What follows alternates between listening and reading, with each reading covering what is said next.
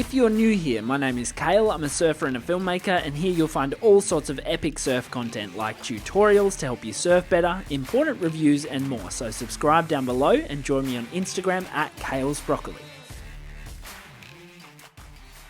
What's up guys, my name is Kale Brock and this is a 3-minute look at how the GOAT himself, Slater, approaches a cutback, the fundamentals of which can help everyday surfers like you and me improve. For the in-depth version of this analysis with a closer look at shoulder rotation, entry line, eye line and more, check out my Patreon Insiders group. It's linked in the description below. Everyone inside that community gets access to the detailed clip weeks before it goes up on YouTube.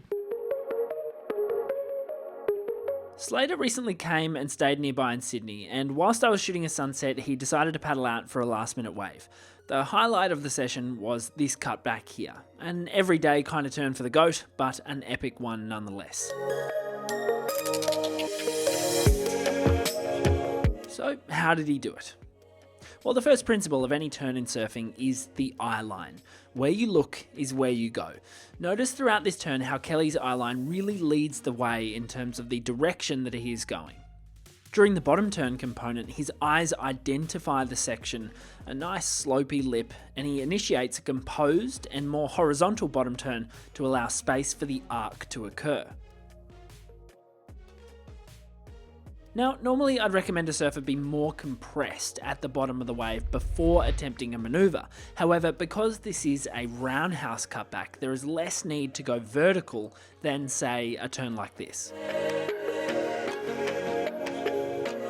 This means a shallower, shorter bottom turn is necessary.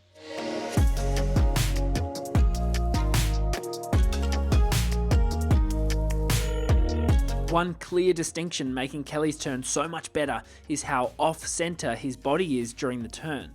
This allows for maximum rail engagement as all his weight drives down into his heels and his balance is maintained by the reversed pressure against the surface of the ocean.